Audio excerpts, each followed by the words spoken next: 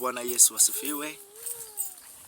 Shalom mtu wa Mungu ambaye unanitazama muda huu. Shalom kwa wewe ambaye unaangalia Nguvu ya Neno TV.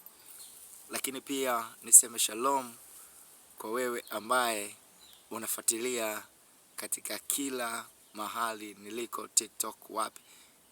Mungu akubariki sana. Asante sana kwa sababu ya comment nyingi ambazo ninazipata, zinanibariki. Niseme Mungu awabariki nyinyi nyote. Nini ambacho nataka nizungumze majira haya, nyakati hizi, katika kukutia moyo? Maana TV hii au channel hii ni kwa sababu ya kukutia moyo wewe Mkristo. Ni kwa sababu ya kukuimarisha wewe. Ni kwa sababu ya kukukumbusha ujue tu ya kwamba kwenye neno kuna nguvu. Kwenye neno la Mungu kuna nguvu. Tumepewa neno la Mungu. Neno la Mungu ni nguvu itakayokusogeza leo, itakusogeza kesho. Neno la Mungu linasema lenye ndio taa kung'aa kwenye giza. Na ndio maana nataka nikwambie niko hapa ili kukutia moyo. Ngoja niseme jambo moja. Nataka leo Mungu akutendee kwa akili. Mungu akakufanyie kwa akili. Kila mambo yako ambayo unafanya Mungu akufanyie kwa akili. Kwa nini ninasema Mungu akufanyie kwa akili? Ni kwa sababu pia shetani na yeye anafanya kwa akili. Ili shetani akuweze, utakuta anakutendea na yeye kwa akili. Lakini sisi tunaamini, sisi wenyewe hatuwezi. Lakini tunapomshirikisha Mungu kwenye mambo yetu, tunaweza. Na ndio maana tunamwambia Mungu, tunahitaji Bwana ututendee kwa akili. Nataka nikuambie, nitakapomaliza mafundisho haya, nitakapomaliza neno hili la kukutia moyo, nakwambia utaanza kumuona Mungu akiendelea kufanya katika maisha yako kwa akili. Kwani tukizungumza akili ni nini? Akili ni uwezo wa kujua mambo zaidi ya mwenzako, zaidi yako. Mtu akajua kitu zaidi yako unavyojua, basi yule ana akili. Au wewe ukajua kitu zaidi ya yule mwenzako, basi wewe una akili. Sasa tunaposema ya kwamba Mungu au Bwana akatutendee sisi kwa akili, maana yake nini?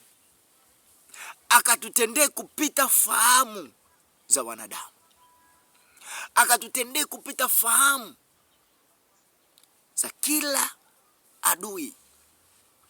Maana Mungu anataji atufanyie kwa akili.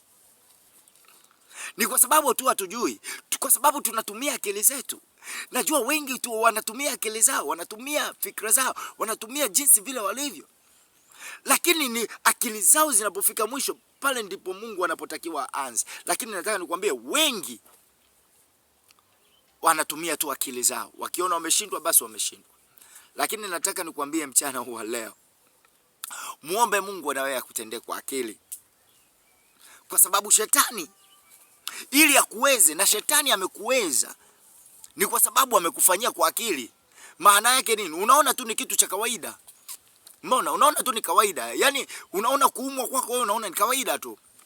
Labda kupita kwenye kipito fulani ni kawaida tu. Kuchukiwa wewe kwako unaona mimi nishazoea, watu wananichukia tu.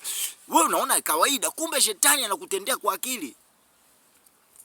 Na ndio maana nataka nikwambie, muombe Mungu leo, sema na Mungu leo, ili Mungu aanze kukutendea kwa akili. Na ni lazima akutendee kwa akili ili kuyalinda maisha yako. Shetani ili aharibu maisha yako anatenda kwa akili, na Mungu naye ili aweze kulinda maisha yako, na yeye akutendee kwa akili.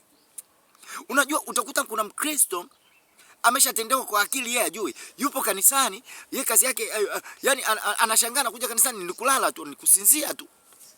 Yeye anadhani tu ni kawaida tu, nimechoka, nimeenda kufanya hivi, leo nimeamka nimechoka. Unatendewa kwa akili. Shetani anakutendea kwa akili ili ushindwe kusikia neno. Ili uweze usilisikie neno. ulikuwa unafurahia ibada. Lakini ukishaona tu imeshafika wakati wa ibada, kama leo Jumapili, basi unaamka umechoka, basi unasema nina nguo nyingi za kufua, sijakaa nyumbani wiki nzima. Kumbe hujui shetani anakufanyia kwa akili. Utajikuta ulikuwa wewe unapenda kusema ukweli, ulikuwa ni mkweli. Lakini utakuta sasa hivi huwezi kuongea neno bila kutia chumvi hapo, bila kuweka uongo. Wewe unaona tu ni kawaida. Nataka nikwambie sio kawaida. Ni shetani anakutendea kwa akili. Wewe hujui. Lakini niko hapa leo katika jina la Yesu Kristo kukuambia ya kwamba ni lazima umwambie Mungu akutendee kwa akili. Ni lazima kumwambia shetani, akili zako leo ni mwisho. Leo shetani hutaweza kunitendea kwa akili katika jina la Yesu Kristo. Nataka nikuambie jambo moja.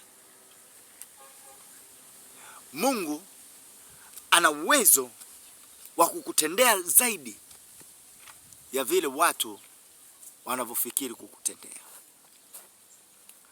Kama watu wanawaza kukutendea yaliyo mabaya, Mungu anawaza kukutendea yaliyo mema. Anakutendea yaliyo mema, anakutendea kwa akili. Mungu anawaza kukufanyia yaliyo bora katika maisha yako. Usikate tamaa. Endelea kusimama katika Kristo. Endelea kumuomba Mungu. Mwambie Mungu, niko leo hapa. Niko kwako, Bwana. Ninahitaji unitendee kwa akili. Kwa sababu ninasema hivi, ukiangalia wana wa Israeli katika kile kitabu cha Kutoka sura ile ya 1 mstari wa 8 mpaka wa 14. Jinsi Farao alivyokuwa ameita jopo lake na kuambia watu, sasa tuwatendee wana wa Israeli kwa akili. Maana hao watu sipowatendea kwa akili, watakuja kutuvamia, wataungana na maadui zetu, watatupiga, watatuangamiza na kutuondoa katika nchi. Kwa hiyo mfalme Farao akasema, tuwatendee kwa akili. Ndio pale walipoanza kuwaua watoto. Ndio pale watoto wa kiume wakizaliwa lazima wauawe. Wanatendewa kwa akili. Wenyewe wanaona tu ni kawaida, kumbe wameshaongea na wakunga ya kwamba mtoto atakapozaliwa wa kiume ua. Wanatendewa kwa akili. Nataka nikwambie mchana huu leo, na Mungu na yeye akakutendea kwa akili, akakupe mema kwa akili, akakutendea yaliyo makuu kwa akili. Lolote unalohitaji akakutendea kwa akili katika jina la Yesu Kristo. Pendwa, unayenitazama, kwa neno hili mchana huu leo, Mungu akubariki. Mungu akutendee kwa akili. Shalom.